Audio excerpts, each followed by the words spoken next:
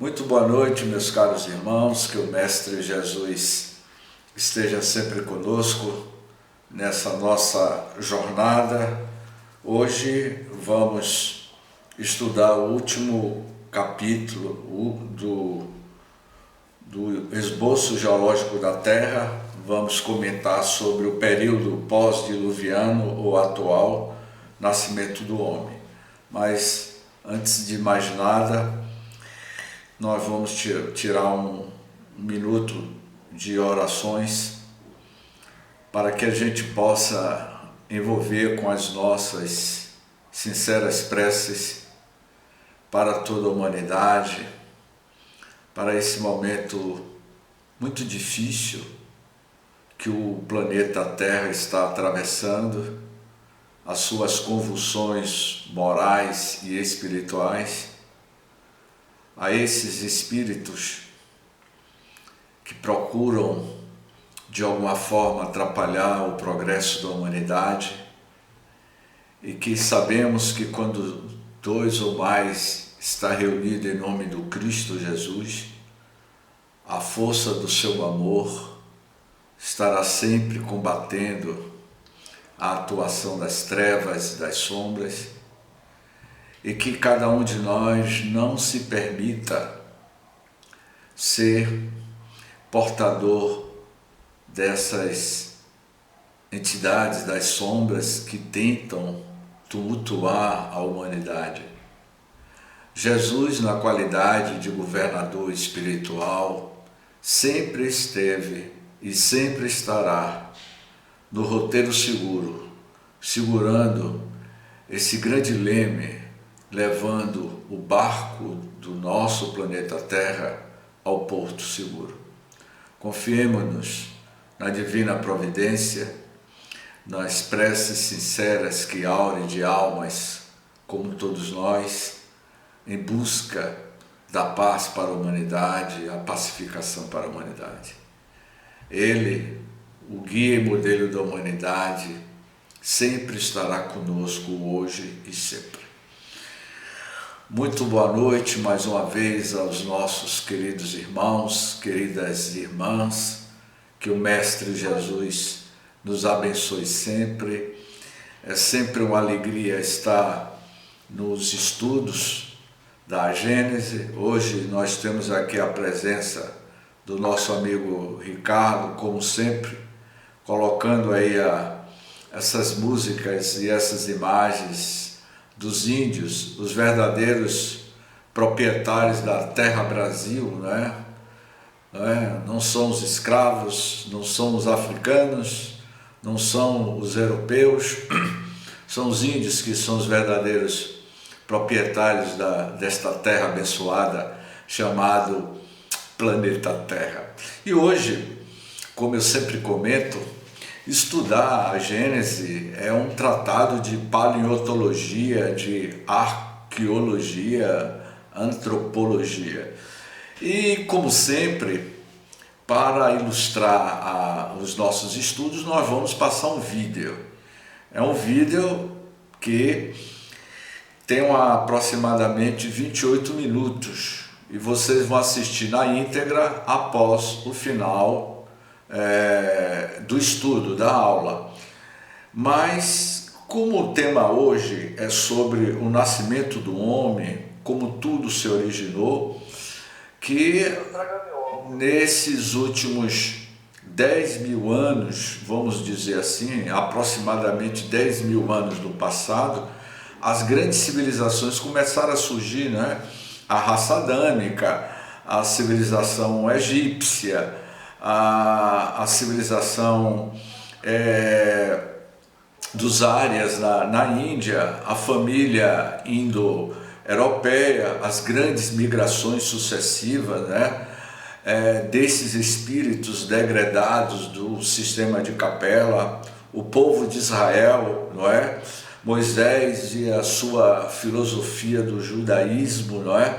A Shila milenária, né? A filosofia nirvana, não é?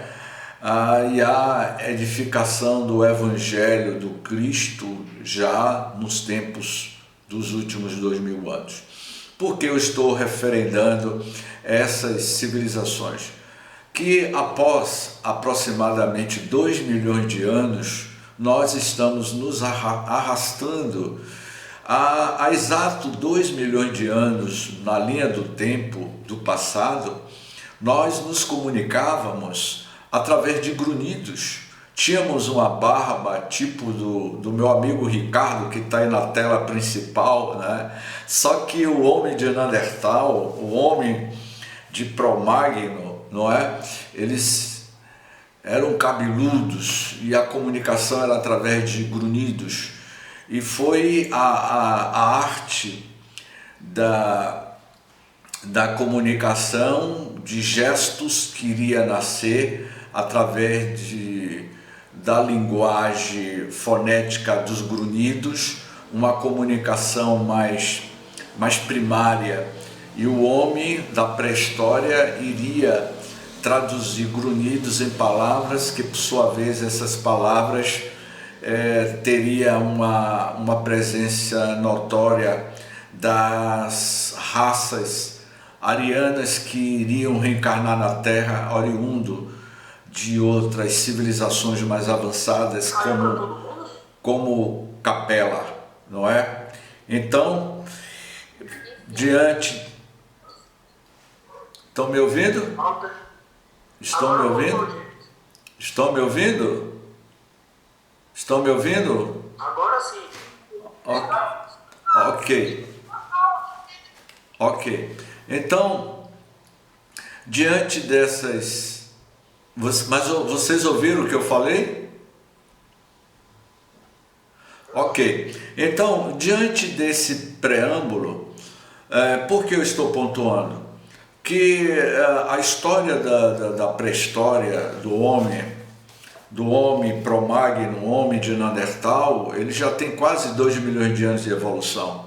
Quando os capelinos aqui estiveram conosco há 10 mil anos, entre 10 e 12 mil anos no passado, já existia essas raças ainda muito primitivas, e que os arcanjos, os engenheiros siderais, os espíritos, coordenadores do desenvolvimento da genética espiritual do orbe terrestre, da genética entre os visitantes das estrelas e o homem primitivo da Terra, foi havendo essa fusão, essa troca de DNA, essa troca de cromossomos, queria dar essa formação fantástica que é este corpo, com essa forma de comunicação brilhante que nós somos hoje, e já estamos saindo, vamos dizer assim, de uma fase de comunicação verbal para uma comunicação da telecinesia, da telepatia, a comunicação de mente para mente, quando atingirmos o terceiro estágio de evolução do nosso cérebro, que é o superconsciente, não é? Então, eu estou fazendo esse preâmbulo porque eu convido agora a todos a uma viagem há 2 milhões de anos, como era as formas primitivas humanas. Então, eu vou pedir para que Ricardo coloque, e no momento certo eu peço para que Ricardo pare. E eu gostaria que vocês prestassem atenção nesse vídeo, porque tem a ver com a aula de hoje, ok? Vamos lá.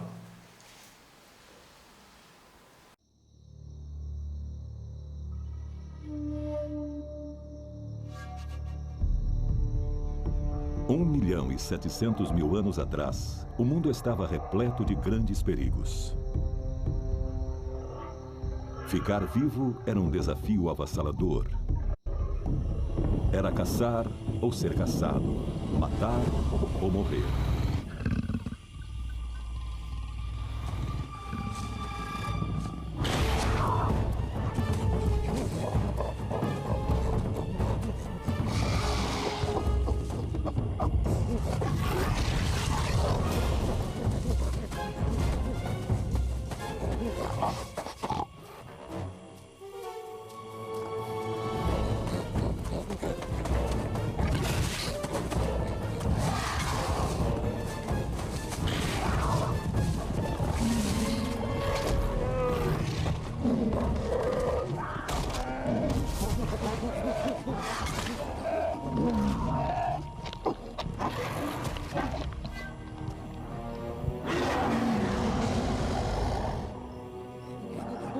Esta é a história de como nos tornamos o que somos hoje.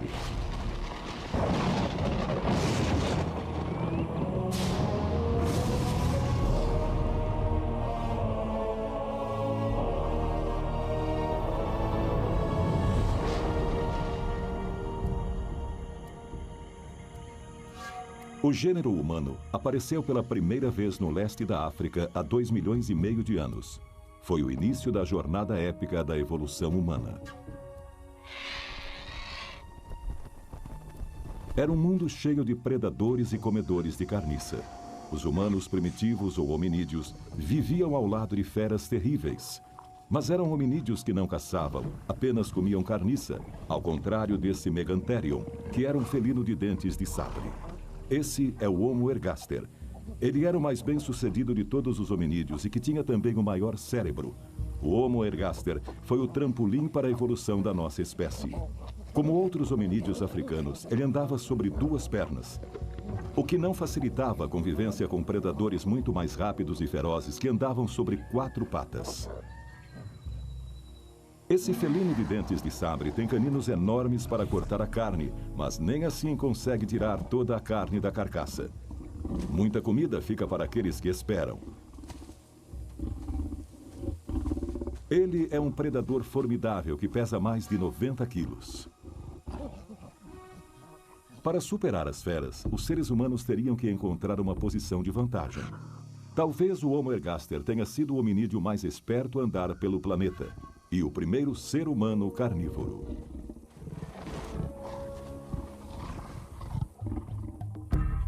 Mas para conseguir carne, o Homo ergaster precisa enfrentar o felino de dentes de sabre, se aventurar em campo aberto e colocar sua vida em jogo.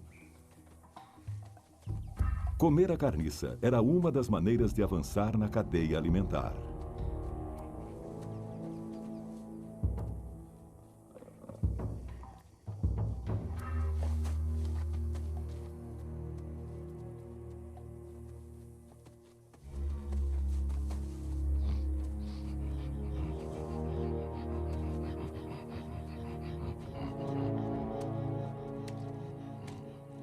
As lascas de pedra já eram usadas como ferramentas há 1 milhão de anos. Mas para enfrentar dentes de sabre, esses hominídeos precisariam de armas cortantes, como lâminas, parecidas com os caninos do felino. A carne dos animais de grande porte contém ácidos graxos, é muito nutritiva e comer carne faz com que o cérebro humano cresça. Valia a pena enfrentar o risco.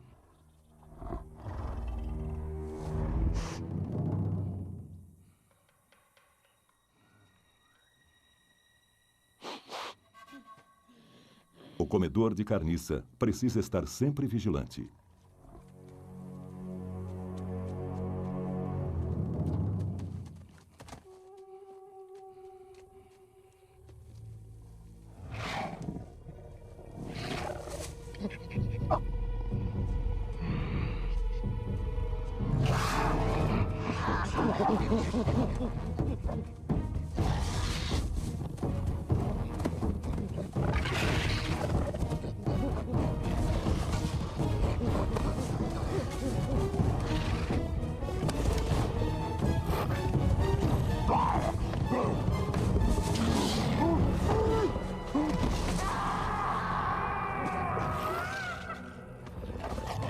Só sobrevive aquele que tiver mais sorte.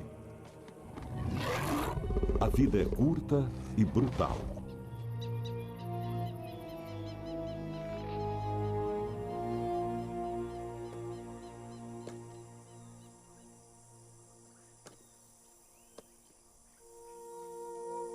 Não há nenhum indício de que o Homo ergaster tenha enterrado seus mortos. Esses dois só conseguiram um osso e alguns fiapos de carne. Embora ainda haja muita coisa que não entendemos, a energia concentrada derivada da carne foi um fator que ajudou a reforçar nossa evolução. O tutano do osso deu aos hominídeos doses maciças de calorias, o que significa energia.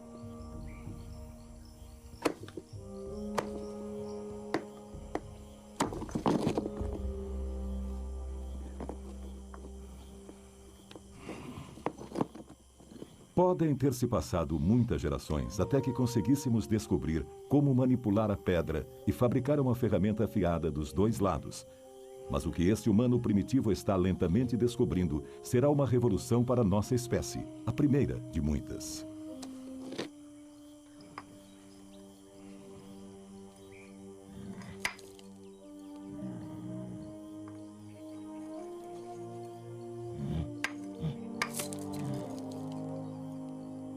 Nunca saberemos quais foram os eventos do acaso que os levaram a cada invenção, ou como se sentiram nesse momento de realização.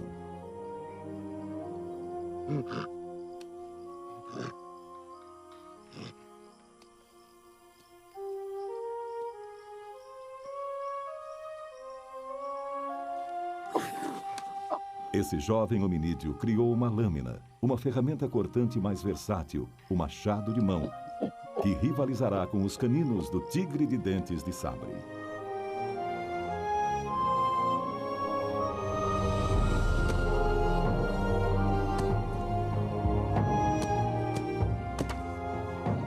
Sabemos pela experiência com elefantes mortos que o machado de mão consegue cortar a carcaça mais dura e abrir o maior dos ossos. Era isso o que esses hominídeos procuravam e o que os levará a dar mais um passo para se tornarem caçadores mais espertos, superpredadores. Os seres humanos teriam que aprender a vencer seus rivais em seu próprio jogo. Teriam que aprender a caçar. Era necessário ter uma ferramenta ainda mais poderosa do que o machado de mão.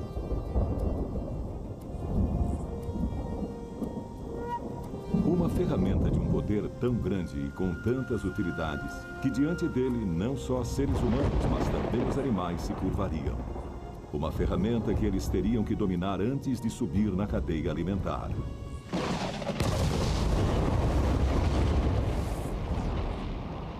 O fogo.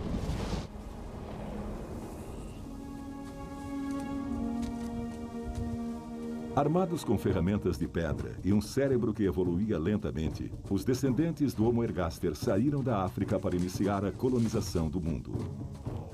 Deixaram pequenas pistas sobre sua fantástica caminhada para o norte entre 1.700.000 e 600.000 anos atrás. Eles já conheciam o poder fantástico e terrível do fogo como arma. Há 300.000 anos, alguns dos sucessores mais evoluídos do Homo ergaster, frequentemente chamados de Homo erectus, estavam vivendo no que é hoje a Europa Ocidental. Eles venceram a competição com todas as outras espécies de hominídeos. Com o fogo, eles se aqueciam e cozinhavam a carne, tornando-a mais digestiva, e descobriram a forma mais eficiente de usá-lo: na caçada.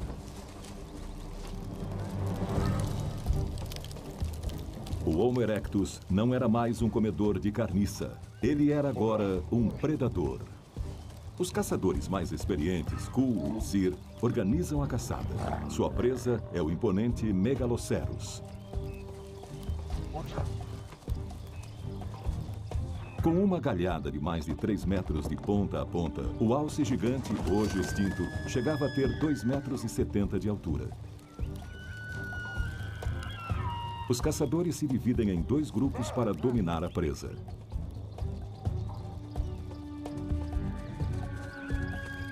Com a experiência, eles aprenderam que a caçada em grupo é mais eficiente do que a ação individual. Um único animal grande fornece tanta carne que o risco vale a pena.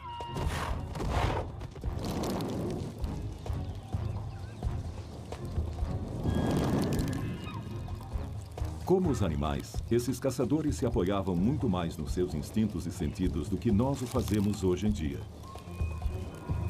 Eles usavam o ataque pelos flancos e a caça de espera como táticas para levar os animais a ravinas estreitas e à beirada de penhascos até a queda. A organização é vital.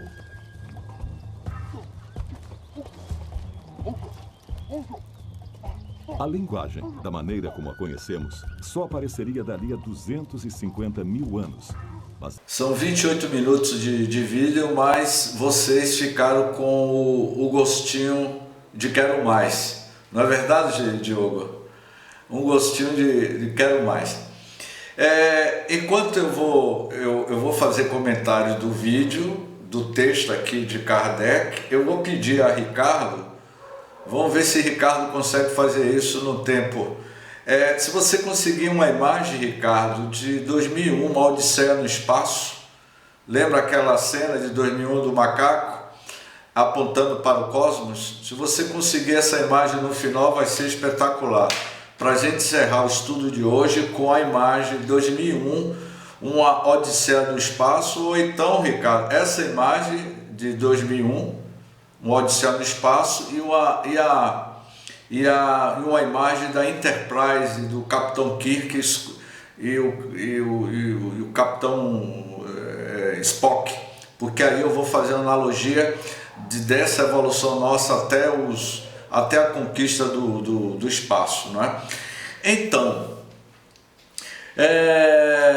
quando Kardec publicou esse capítulo no século XIX, eles não tinham ainda uma definição, como vocês viram aí no vídeo, não é? Do gênero humano de uma forma mais estudada pela paleontologia, pela arqueologia, né, com a descoberta desses fósseis, né, que o Homo ergaster, como vocês viram aí, porque eles vão falar aí, o vídeo, ele vai falar também sobre o homem de Neandertal, né, e com o Homo ergaster, eles eram comedores de carniça, como vocês viram, não é? E eram hominídeos. Esses hominídeos, eles iriam evoluir para o Homo ergaster, não é? Erecto, perdão, para o Homo erecto, depois para o Homo de Neandertal, que por sua vez para o Homo de Cro-Magnon, e agora essa belezura que é cada um de nós, não é? Que estamos aqui como Homo sapiens, mas nós somos frutos de um estudo da genética sideral espiritual, que vocês não têm nem ideia de como nós somos manipulados geneticamente do ponto de vista cósmico e espiritual pelos engenheiros siderais. Então, há 300 mil anos, como vocês viram aí no vídeo, não é? Quando deu 11 minutos eu mandei suspender porque são 28 minutos, né? E aí naquele ponto ele fala que o Homo erecto, há 300 mil anos, ele era o predador. E aí vocês vão ver como é que houve a inversão do Homo que era caçado se tornou caçador. E aí criamos uma perspectiva futura também de dizer, nesses 300 mil anos no passado, nós éramos primitivos, não é? Era o Homo erecto. Após 300 mil anos no futuro, nós somos agora o Homo sapiens. Então, faz lembrar, Diogo, daqui a 300 mil anos no futuro, que raça seremos? Se já passamos pelo Homo ergaster, pelo Homo erecto, não é? Pelo Homo de Neandertal, pelo Homo de Cro-Magnon, e agora estamos o Homo sapiens, e daqui a 300 mil anos no futuro? Que tipo de raça seremos caracterizadas ou caracterizados, não é? É apenas uma perspectiva do que nós estamos sendo hoje. Não importa o que você vai ser amanhã, mas não importa a construção que você está fazendo hoje de si mesmo diante do seu estágio de evolução. Estágio de evolução essa que ocorre nos dois campos, no campo da metafísica, no campo da matéria, como no campo espiritual. Toda a evolução de todas as espécies de animais que existem na Mãe Gaia, no planeta Terra, se dá da sua origem, da sua matriz, que é o mundo espiritual, aonde acontece as engenharias, as alterações genéticas dos cromossomos, dos DNAs das futuras raças de animais que também evoluirão. Se nos últimos 300 mil anos existiu o dente de Sagres, o tigre, dente de Sagres, e houve a evolução dos animais, nos últimos 300 mil anos, é evidente que o cachorro que compôs aí a nossa apresentação hoje do meu amigo Ricardo, que ele colocou aí o seu cachorro, ou cachorra, não sei se é macho ou fêmea, mas daqui a 300 mil anos o cachorrinho de Ricardo já estará em outro estágio de evolução, não é? Pelo andar da carruagem, nós estamos domesticando os animais, e esses animais certamente terá outro estágio de evolução, como todos nós. Então, eu aproveito nesse momento para dizer a vocês que na segunda-feira nós vamos ter um programa especial, eu coordenando o programa, junto com Cássia Teles e Januário Mires, nós vamos falar sobre a evolução anímica dos animais. Os animais têm alma, como é que é a evolução da raça desses animais. Eu vou mandar o link para vocês aí para o grupo, caso vocês queiram assistir na segunda-feira às 19 horas, vai ser transmitido pelo YouTube, vai ser um programa muito interessante sobre a evolução anímica dos animais. Os animais têm alma, os animais é possuidor de uma inteligência, então espere para a segunda-feira nesse programa que nós vamos ter. Então, quando Kardec, ao formular sobre o nascimento do homem, uma vez estabelecido o equilíbrio na superfície do planeta, propriamente a vida vegetal e animal retomou o seu curso. Então, todo o período geológico da Terra, isso nós vamos estudar exaustivamente. Eu torno a repetir a todos vocês, é necessário que a gente aprofunde o esboço geológico da Terra, a alma da Terra, como nós vamos falar, que é um dos capítulos do livro A Gênesis, para que a gente entenda a dinâmica dos milagres do Evangelho do Cristo na Terra. Se vocês são os co-criadores em plano maior, como os espíritos afirmaram a Chico Xavier, o próprio André Luiz afirmou que nós somos os co-criadores em plano maior, o que vem a ser co-criador em plano maior, em plano menor.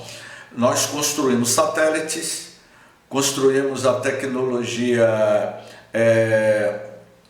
4G, 5G, que só vai chegar em Salvador em setembro, não é?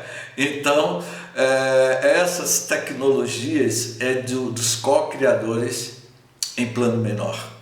Os co-criadores em plano maior são os espíritos que já atingiram a angelitude, a perfeição, e que constroem planetas, Ricardo, o Diogo.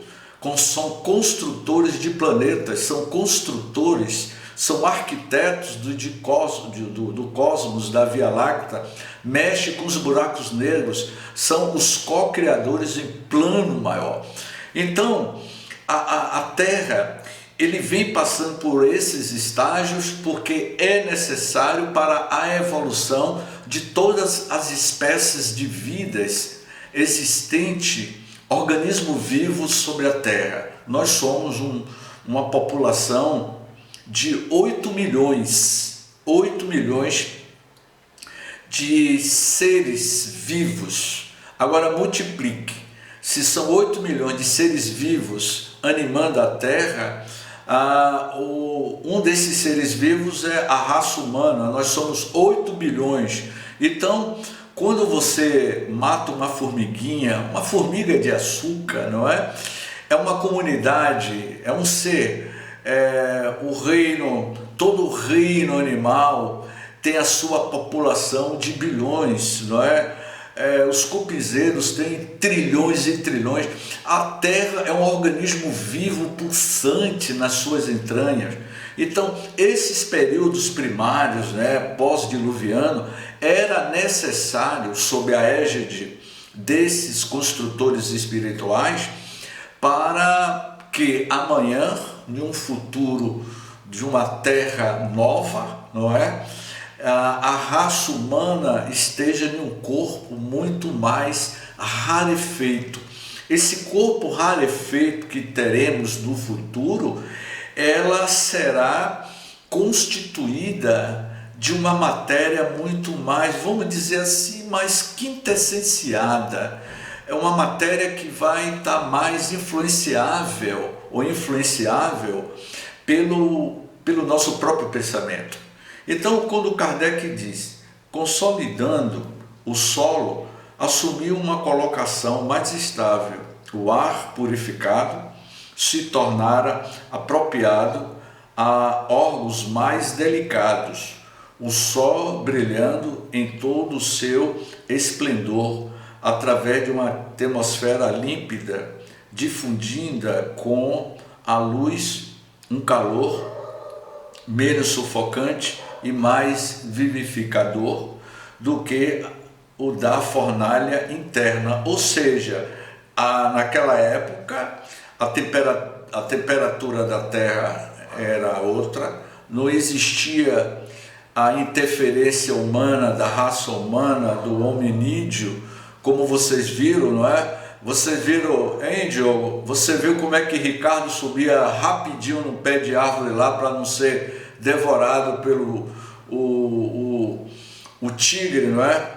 O dente de Sagres, né? Ali era Diogo junto com o argentino subir na árvore, e um dos três ali deu vacilo, e me parece que foi Walter, o argentino, que foi engolido ali. Mas o que eu quero nessa nossa brincadeira muito bem-humorada, mas o James, então quer dizer que eu possa ter sido um Homo ergaster, eu posso ter sido um Homo erectus, um Homo de Neandertal? Será, James, que eu vim de lá?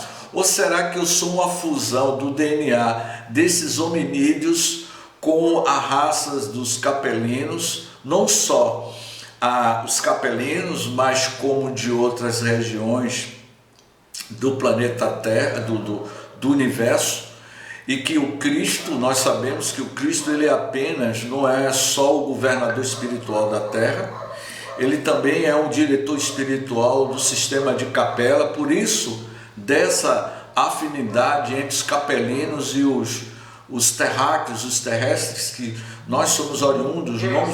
Oi. Desculpa te interromper, mas a sua pergunta aí que você fez para você mesmo, a nossa Suzana, ela fez uma pergunta um pouquinho parecida. Eu só vou pontuar a pergunta dela e você continua com a resposta, porque a resposta vai ser parecida para as duas coisas. Ela pergunta, James, essa evolução da matéria acompanha a evolução do espírito? Ou seja, a evolução das espécies, né, aqui material, ela acompanha a evolução espiritual da gente, ou seja, a nossa evolução, né, espiritual. Aí eu deixo a bola com você. Isso, muito boa pergunta, Suzana. Eu sempre comento, Suzana, que na medida que você evolui espiritualmente, a matéria vai se intelectualizando. O espírito vai intelectualizando a matéria, que por sua vez a matéria vai ganhando outros estágios de vibração. O seu corpo é uma matéria, é uma energia condensada. O seu corpo é uma matéria. Então, na medida que você vai mudando os seus padrões espirituais, a matéria também vai se intelectualizando, vai se modificando. O cão, o nosso cachorro doméstico, um gato doméstico, não é? Na medida que ele vai sendo domesticado, que ele vai desenvolvendo outros sentimentos, é claro que a matéria dos animais vão se intelectualizando e modificando. Isso é fabuloso. Então, quando nós falamos que tudo na Terra ele está dentro de um plano muito bem arquitetado ou arquitetada, muito bem elaborado para os planos divinos dos co-criadores em plano maior, não é? Como existem os geneticistas, como por exemplo o doutor Elcimar Coutinho e o Oscar Niemeyer. Vamos pegar Elcimar Coutinho, um grande geneticista que foi na Terra, e Oscar Niemeyer, um grande arquiteto. Vocês imaginam o que é que Dr. Elcimar Coutinho, neste exato momento, deve estar fazendo agora no mundo espiritual? O que é que vocês acham que Oscar Niemeyer deve estar agora planejando no mundo espiritual? eles vão dar continuidade àquilo que eles se dedicaram em benefício à humanidade. Dr. Artêmio Guimarães é um dos personagens do livro Transição Planetária, que ele foi um geneticista na Terra. E quando ele desencarna, ele continua sendo geneticista no plano espiritual, elaborando, trabalhando, arquitetando, Suzana, a melhoria na densidade do perispírito, que no momento que o espírito modifica o seu padrão energético, que é o perispírito, esse vai influenciar a matéria, porque a matéria é uma cópia grotesca, o corpo físico é uma cópia grotesca do perispírito, não é? Do perispírito. Então, quando o espírito, que é o princípio inteligente do universo, ele evolui, ele muda os padrões vibracionais do seu perispírito. Foi exatamente por isso que Allan Kardec iria publicar a escala dos espíritos. Existe uma infinidade de escalas, e aquelas escalas Kardec vai dizer que é uma escala relativa, não é? Você não sabe onde começa um e termina o outro, porque é uma escala incessante. Então a Terra também tem as suas escalas de evolução. A Terra se povoava de animais menos ferozes e mais sociáveis, mais suculentos. Os vegetais proporcionavam alimentação menos grosseira. Tudo, enfim, se achava preparando no planeta para o novo hóspede. Esse novo hóspede que o viria habitar. Apareceu então o homem, o último ser da criação. A inteligência desse ser concorreria dali em diante para o progresso geral, progredindo ele próprio. Eu não vou adiantar, Ricardo, a questão do princípio inteligente do universo. Deus criou o espírito. E como foi que o espírito foi criado? Como houve essa primeira ligação? Você está falando aí, James, do homem ergaster, do homem erecto, do homem promagno, da época que Ricardo comia carcaça, não era? Não é, Ricardo? Quando eu digo Ricardo, hoje eu estou interagindo com ele, que é difícil ter Ricardo aqui conosco. Eu costumo dizer, viu, James, desculpe lhe interromper, que eu só tenho recordação da minha última vida de cangaceiro. Você está indo um pouquinho além, está sendo bom que eu estou descobrindo outras coisas. Então, eu só tenho recordação até cangaceiro. Então, meu querido amigo, nós estamos falando de 1 milhão de anos atrás. É claro que eu, mais uma vez, não é Diogo? O Diogo é um estudioso também da sociologia. O livro A Caminho da Luz, não é isso, Diogo? Que o livro vai traçar um perfil da evolução dessas raças, não é? Então, o homem só terá existido na Terra depois do período diluviano, ou terá surgido antes dessa época.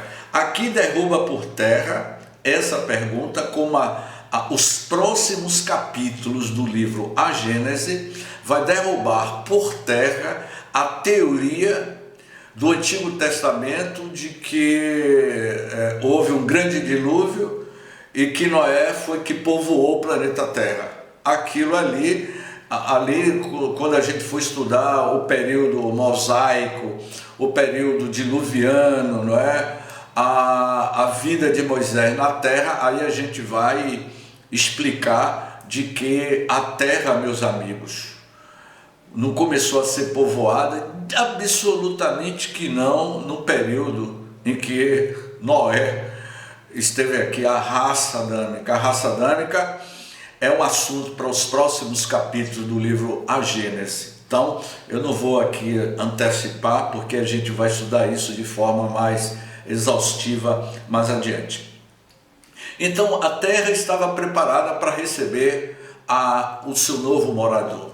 E esses novos moradores, oriundos, não é, de períodos diferentes, os Nós não falamos no início aqui, Diogo, sobre os índios, que são os proprietários da terra do Brasil.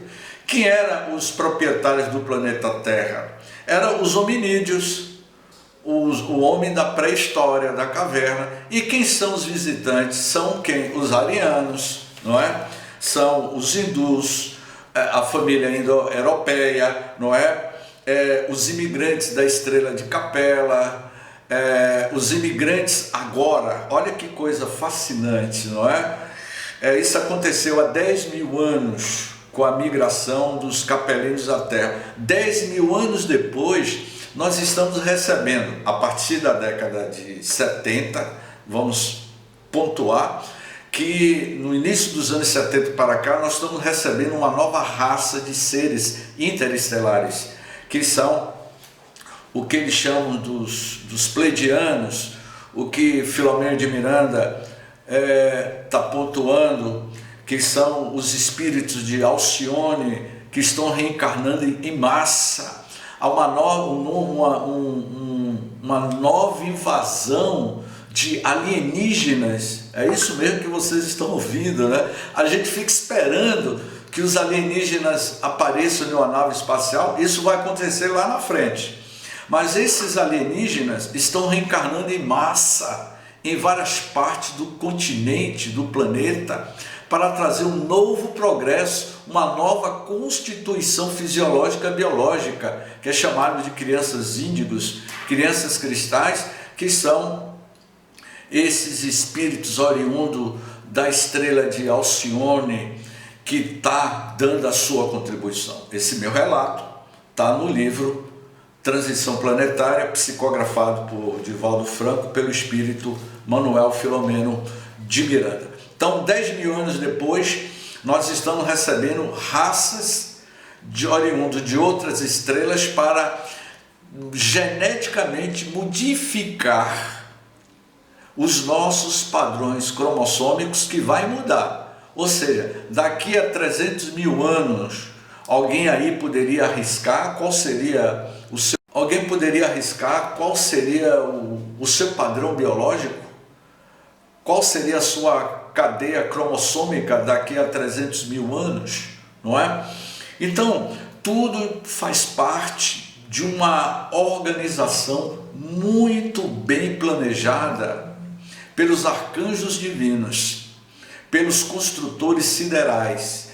Tudo no universo é muito bem planejado. O caos que existe no universo é o equilíbrio do universo. Se não houvesse caos, não havia equilíbrio no universo. Tudo tem um motivo de ser. E o que nos dá assim e que nos deixa fascinado com o estudo da Gênese é a lógica pedagógica de Kardec de falar caracteres da revelação espírita no início, e depois ele vai falar do Uranografia Geral, no capítulo 6, da descrição do universo, agora sobre o esboço geológico da Terra, no capítulo 8, teoria sobre a formação da Terra, a alma da Terra, no capítulo 9 ele vai falar sobre revoluções do globo, para depois começar a entrar nos milagres do Evangelho do Cristo. Como eu disse anteriormente, e eu não concluí, que para que ter esse tipo de conhecimento, James? Para que quando você um dia não ser mais os criadores de plano menor e se tornar espíritos co-criador em plano maior, vocês vão lembrar da aula da Gênese daqui a alguns milhões de anos no futuro, quando cada um de nós já nos tornamos, não é, Diogo, espíritos puros, e vamos entender a logística da formação do universo e da formação dos mundos, que serve de habitação transitória para espíritos primitivos, como era o caso desses hominídeos. Eles eram possuidores de espíritos que, sim, James, quem habitava o Homo ergaster, aquele homem primitivo? Um espírito primitivo, não é? O homem de Neandertal, ele tem uma alma? É claro que tem. E por que o Cristo resolveu trazer os capelinos, e ter essa fusão genética com o homem da pré-história para educá-los e transformá-los. Não é assim que Marechal Rondon, eu tenho o Marechal Rondon como referência, em expedição indígenas. Para mim, o maior indigenista foi o Marechal Rondon. E quando ele teve contato com as primeiras civilizações de índios no Amazonas, eles tiveram todo o cuidado, não é?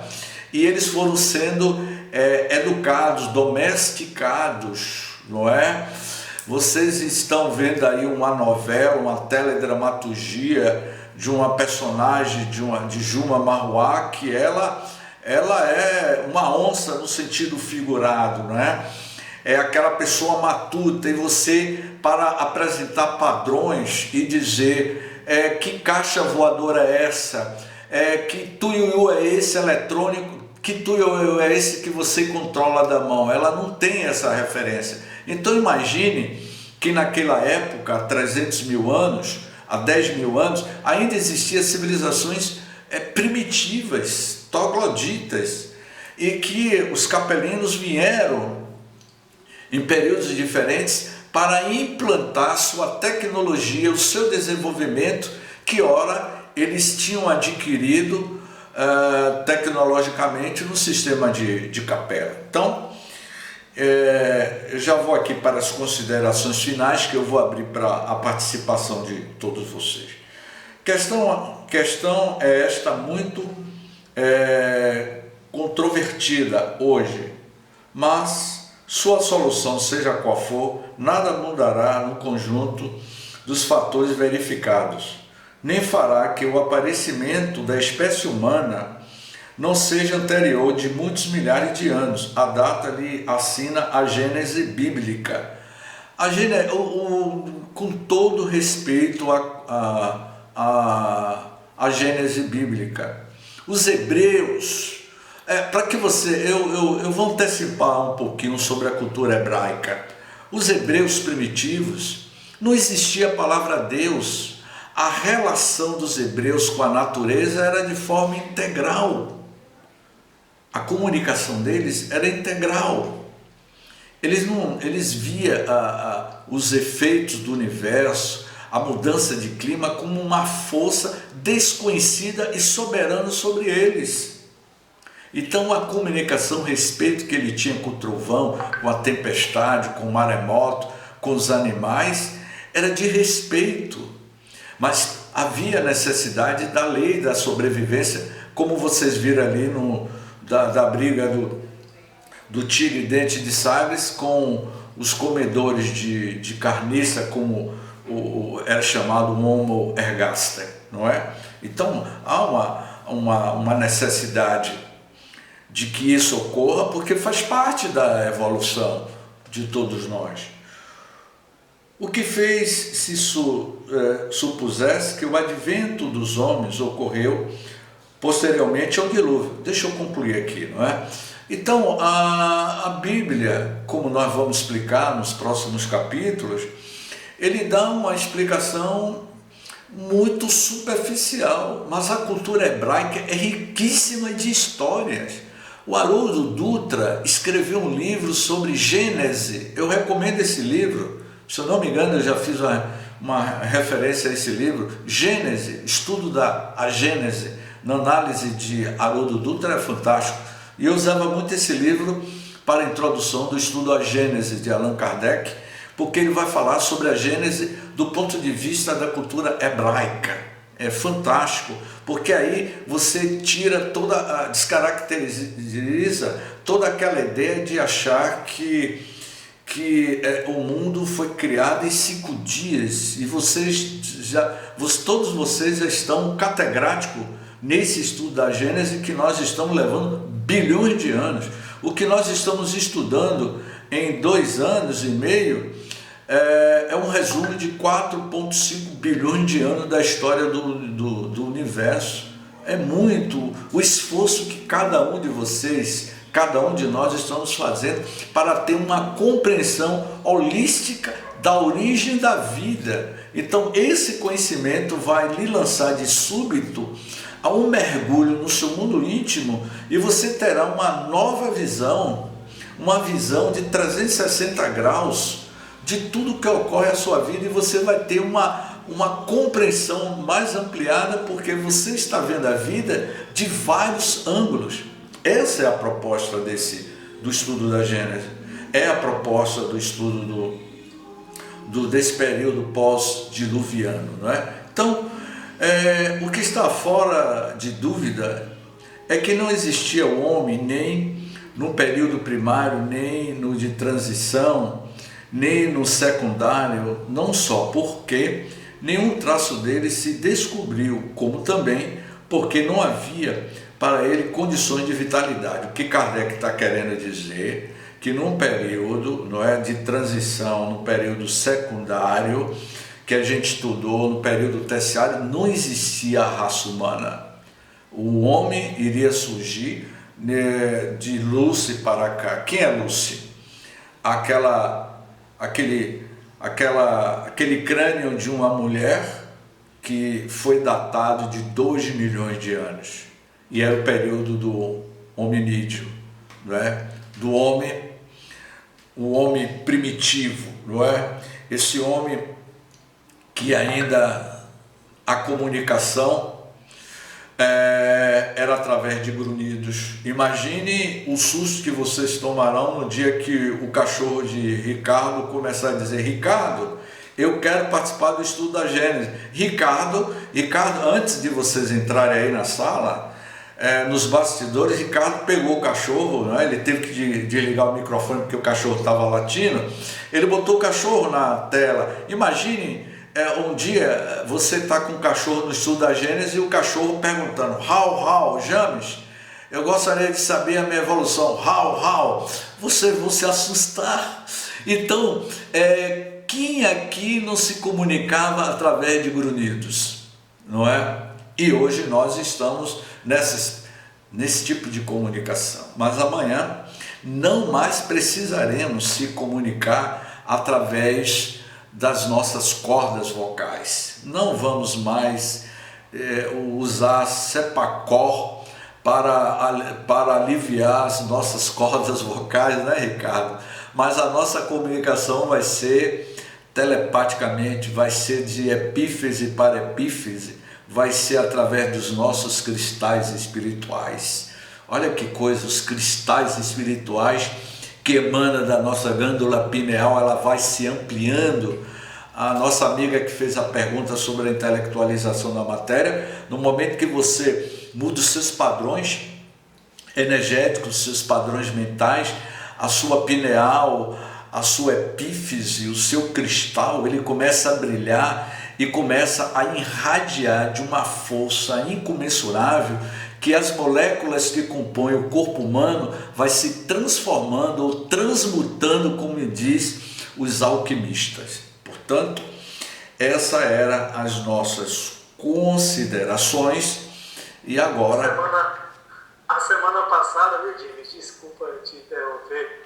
Exatamente na semana, eu trabalho na sexta-feira na Mediúnica, eu não fui hoje porque eu tomei vacina e tomei o abaixo aí, cara. Mas exatamente semana passada, eu trabalhando, né, sou doutrinador, aí eu tô vendo o médium parado, né, calado, né, o espírito ali presente e ele calado. Aí eu deixei, né, com 3 minutos ele olhou para mim e fez: você não consegue se comunicar comigo pelo pensamento ainda não?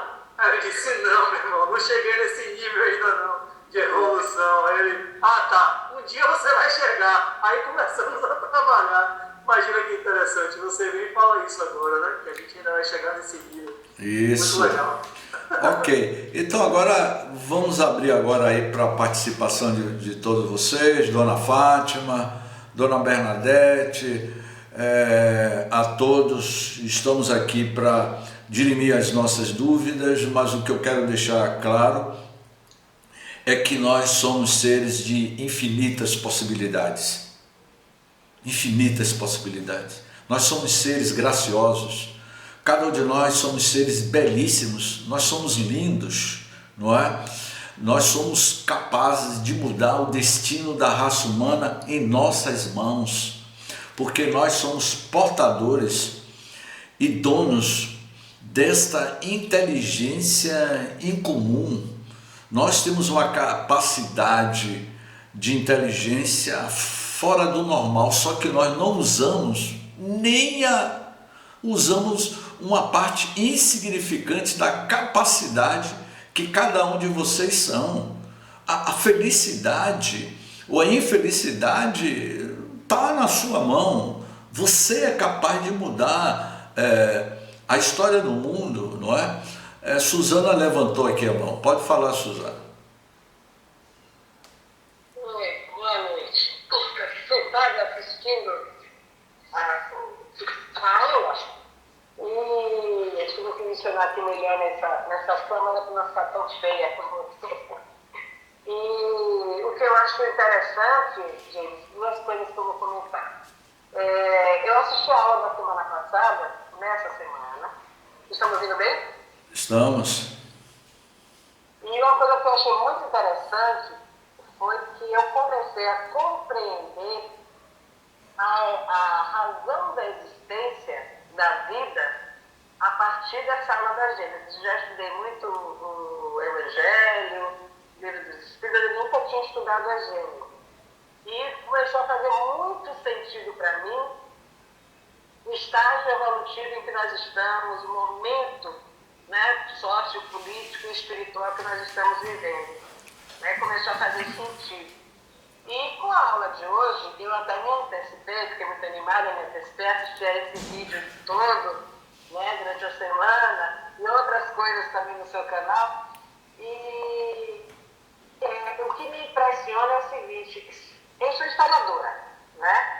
A minha formação é História, tenho mestrado, doutorado em História, e nas minhas aulas de Antropologia, nós falávamos muito, não eu como aluna, né? Na questão do respeito aos povos primitivos, ao seu modo de vida, aos povos indígenas, como você bem lembrou aí o Marechal Rondon, né?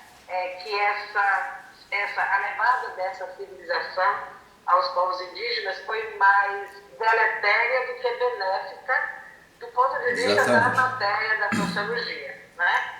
E aí, quando você fala da nossa existência enquanto seres misturados com os capelinos, eu me pergunto, então os capelinos vieram colonizar a Terra? Né? Essa é a minha pergunta. Eu já li há muito tempo Os Exilados de Capela. E, recorrentemente, ele volta a ele. Né? Já fiz viagens, ouvindo audiolivro. Tem muita coisa que eu quero questionar e perguntar e dirimir as dúvidas. Eu acho um livro muito complexo, né? Não é uma coisa simples. E eu tenho muitas dúvidas. E uma dessas que me surge agora é em relação a essa colonização, então. Então, nós fomos colonizados, como os europeus chegaram e colonizaram os indígenas, né? Essa ideia da cultura, da civilização. É isso. Eu espero ter sido clara. Não, foi ótimo. Olha, sua participação está sendo maravilhosa, Suzana. Suzana, eu recomendaria a leitura para você o livro A Caminho da Luz. Como você é dessa... também. Pois é, mas o que eu lhe diria é o seguinte: ler, agora você não vai ler o livro, Suzana, você vai analisar, estudar o livro. É evidente que nós, os capelinos, são colonizadores, conforme está lá no primeiro capítulo do livro, A Gênese Planetária, a Comunidade dos Espíritos Puros, a ciência de todos os tempos, os primeiros tempos do orbe terrestre. Como o Brasil foi colonizado pelos portugueses, imagine o impacto que os tupinambás tiveram em Porto Seguro e os guaranis quando viram uma esquadra, né? E vocês sabem o que foi que aconteceu quando Perevaz de Caminha, os portugueses, 3 meses sem tomar banho. Primeiro, eles não tomavam banho, não tinham o hábito de tomar banho. Não tem tem, né? Não tinha naquela... Hoje eu não posso falar, né? Que eu tive em Portugal, todo mundo lá está tomando banho agora. Mas o que eu quero dizer com esse questionamento de Teresa sobre se nós fomos colonizados, preste bem atenção. Olha o que aconteceu. Vem umas esquadras de Portugal com não sei quantas pessoas sem tomar banho, não estava fedendo, passando fome, imundo, sujo. Quando eles desembarcaram na praia de Porto Seguro e que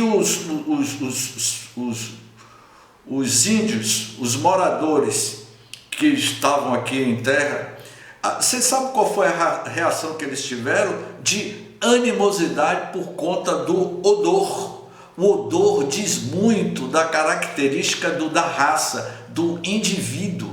Se algum de vocês, acho que algum de vocês foram para o Polo Ártico, lá ninguém toma banho. No Polo Ártico, na Antártica, as pessoas não tomam banho. Eles passam óleo de baleia para manter a epiderme.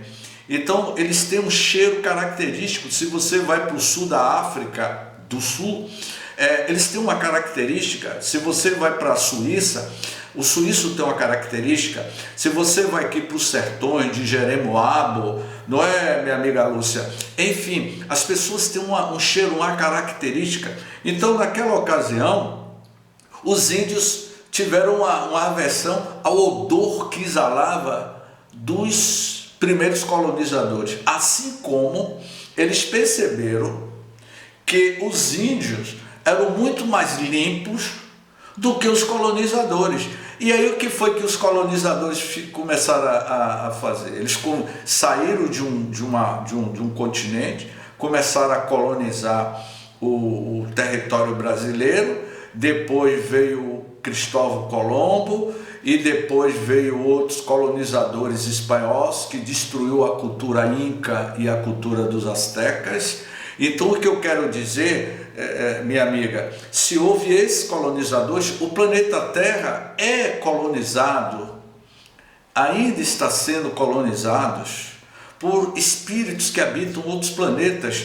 Uma das perguntas do Livro dos Espíritos, me fugiu agora qual é a questão, não sei se é o 149, mas há uma pergunta do Livro dos Espíritos que diz o seguinte: a imigração da alma, os espíritos que habitam os planetas podem reencarnar neste planeta? Pode. Com que objetivo? Trazer o progresso da humanidade. Então é uma colonização, é uma migração. Como, por exemplo, vocês acham que esses espíritos hoje, que está atrapalhando o desenvolvimento moral e espiritual da humanidade, esses espíritos das trevas que estão na psicosfera do planeta Terra, eles estão sendo retirados e retiradas da psicosfera psíquica da Terra e enviados para outros planetas primitivos, semelhante ao planeta Terra há 1 bilhão de anos atrás.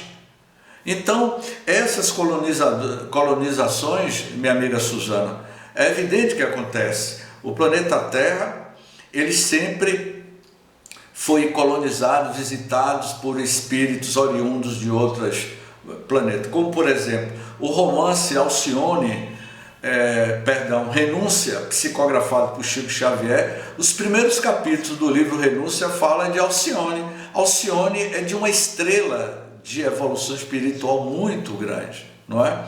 Então, essas são as nossas observações.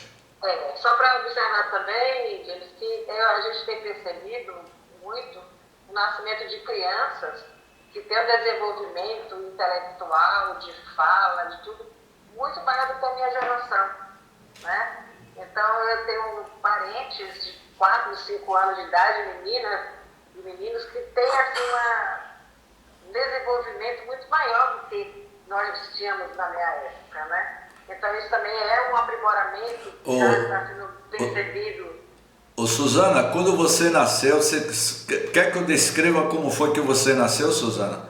Você nasceu parecendo aquele gato, até os gatos evoluíram. A gente eu, Suzana, eu acredito que Suzana é da minha geração, não de Ricardo. 58 anos.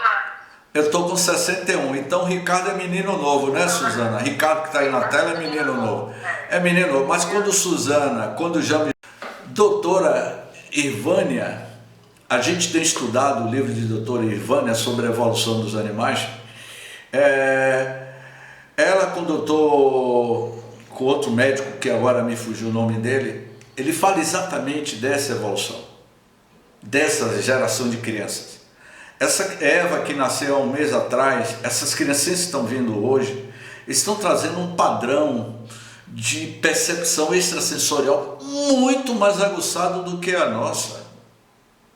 Essas crianças de 10 anos, de 5, a gente precisa ter um cuidado muito especial. Os pedagogos, os educadores têm que utilizar de uma pedagogia do futuro. E que pedagogia do futuro é essa? E que eu sempre comento, a pedagogia da afetividade, a pedagogia da comunicação visual, porque eles são muito visuais, são muito sinestésicos, eles querem tocar, quando eles tocam, eles têm uma nova percepção extrasensorial, porque são espíritos que estão reencarnando, trazendo um DNA, um cromossomo a mais, modificado, porque a tua pergunta, né, Suzana, que quando o espírito evolui moralmente, ele vai intelectualizando a matéria, não é?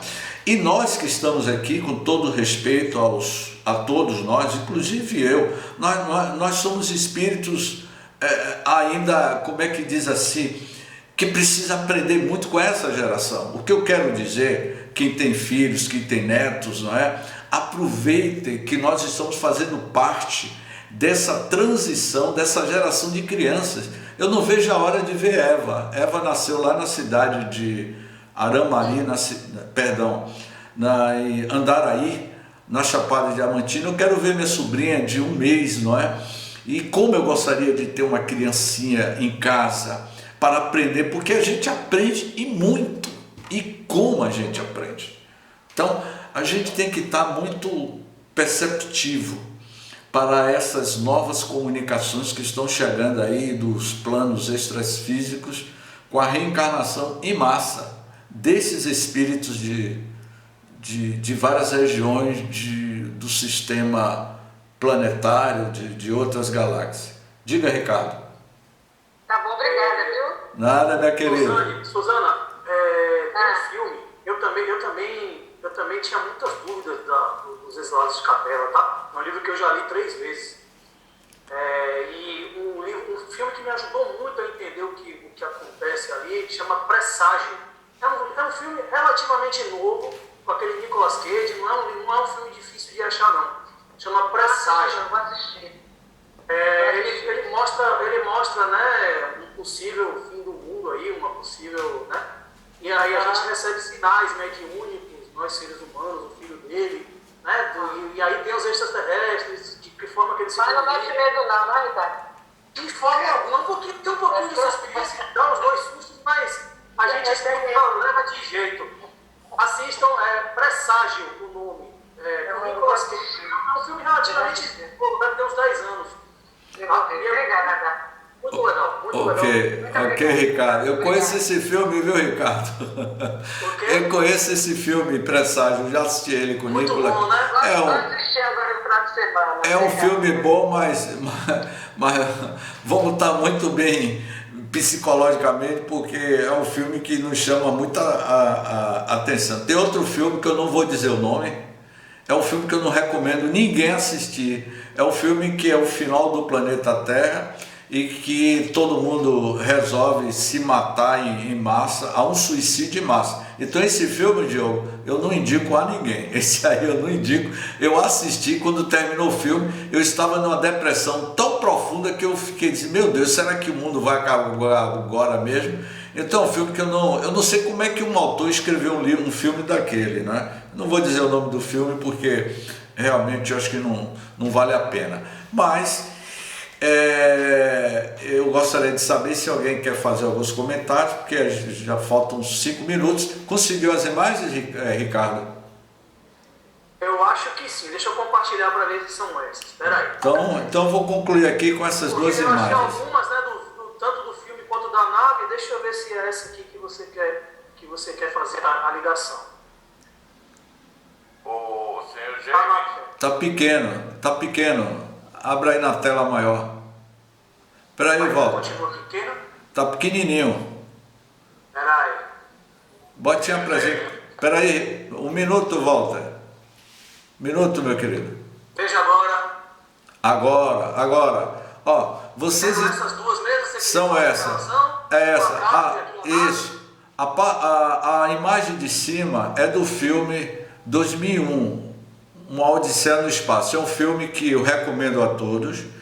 E aí no final do filme, eu não me lembro, que eu assisti esse filme já tem tempo, mas você vê aí Walter o argentino. Vocês estão vendo o Walter o argentino ali olhando para um totem, não é?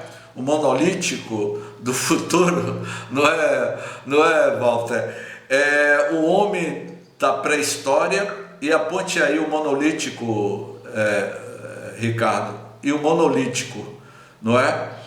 É um sinal dos seres interestelar. Embaixo nós temos a Enterprise do Capitão Kirk e Spock. Quando nós iniciamos o estudo da Gênese, Ricardo, eu disse: estudar a Gênese é viajar na Enterprise aos confins do universo. Olha a foto de cima, o homem que Ricardo puxa uma seta vermelha aí, do homem de Neandertal para a espaçonave Enterprise. Puxa aí, Ricardo, uma seta. Puxa essa seta. Aí. Olha, há 300 mil anos nós éramos o Homo ergaster, o Homo erectus, e hoje nós estamos nessa tecnologia aí de naves espaciais. E aí eu diria, e depois da conquista do espaço, conquistamos a Lua, estamos conhecendo Marte, conhecendo os planetas mais próximos do nosso sistema solar, e no futuro, será que conseguiremos sair da periferia da Via Láctea para conhecer Andrômeda, que está a 2 milhões de anos-luz da Terra, sabe, da galáxia Via Láctea? Sabe o que significa 2 milhões de anos-luz? Multiplique um ano-luz por 10 trilhões de quilômetros. Nós levaríamos a eternidade e não chegaríamos. Mas, James, é possível viajar por essas viagens interplanetárias? De que forma? Eu comentei muito isso no estudo sobre cosmologia, onde nós viajamos através de campos gravitacionais. O espírito, ele fora do corpo físico, ele viaja acima da velocidade da luz. Portanto, é o Homo erectus de 300 mil anos, o Homo ergaster de 1 milhão e 500 mil anos, como vocês viram ali, o meu amigo Walter, né? Estou brincando com o Walter, e o Walter da era primitiva e o Walter da tecnologia high-tech, não é? O Walter que está com o seu professor Google, com toda a sua tecnologia, com a cadeira ergonômica, não é isso, Ricardo, que você falou? Então, é isso, meus queridos irmãos. Eu passo para que você faça um breve comentário, Walter, que já estamos com o horário estourado. Eu considero, James, que os habitantes de Capela não foram conquistadores. Todo o contrário, eles vieram digamos assim, colaborar com a progressão da raça humana.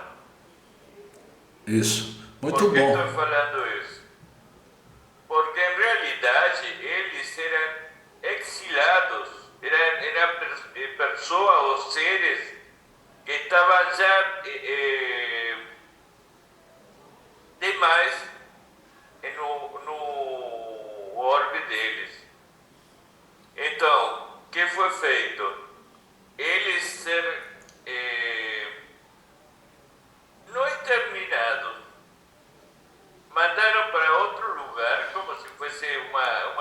razão. Exatamente isso, Walter, Suzana.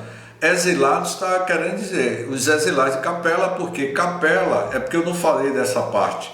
Capela foi um planeta que atingiu uma evolução tecnológica e moralmente muito avançada e que muitos espíritos, habitantes de Capela, estavam atrapalhando o progresso moral e espiritual de Capela, e eles foram degradados, foram retirados daquele planeta porque estavam atrapalhando o progresso do planeta. Então, eles são exiliados, além de ser exilados, e a evolução espiritual a partir desses, né, do contato com os povos daqui. Eles estão mais ou menos no mesmo nível moral, e aí eles vão ajudando intelectualmente, são mais desenvolvidos, né, tecnologicamente mesmo, são mais desenvolvidos, mas moralmente estão no nível daqueles que habitavam o nosso planeta naquele período. Mais ou menos isso? Exatamente isso. Então, além de exilados, eles se tornaram colonizadores para trazer o progresso para a humanidade terrestre, e que de certa forma contribuiu com a construção das pirâmides, não é? Do magnetismo, do passe, do magnetismo. Eles já sabiam de tudo isso. Os egípcios dominavam como ninguém essa tecnologia da manipulação das energias, né? Então hoje eu acredito que já estamos com o horário estourado.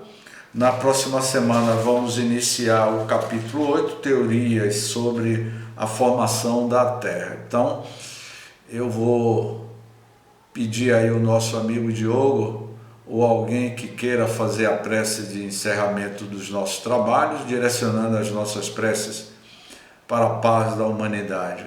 A humanidade precisa de paz. E desde já agradecer a participação de todos vocês. Na próxima semana estaremos aqui mais uma vez nos nossos estudos, nessa viagem, né, Ricardo?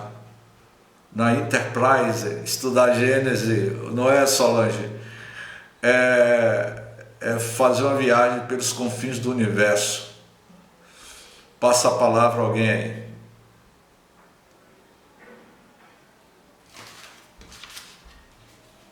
Se ninguém fizer a prece, eu vou ficar cantando. Irmão, pode falar, seu microfone está aberto.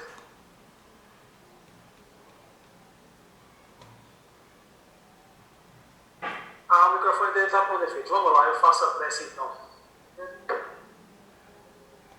Divino Mestre Jesus, irmãos presentes nesse trabalho, nós agradecemos os ensinamentos, a nossa reflexão, agradecemos poder conhecer melhor em que passo da nossa evolução nós estamos, de onde viemos, até onde podemos chegar. Pedimos por um fim de semana de muita paz, que nosso planeta possa de uma vez por todas tentar caminhar um pouco mais em prol da paz, menos fome, menos desespero dos nossos irmãos. Que a nossa família possa ser abençoada, cada um que esteve aqui, os que não puderam vir também. Agradecemos muito, mais uma vez, essa oportunidade de estarmos juntos. Que a paz do Senhor reine em todos os lares. Que assim seja. Que assim seja. Gratidão, Diogo. Assim seja. Diogo, deixa eu desligar aqui para eu não gravar mais aqui.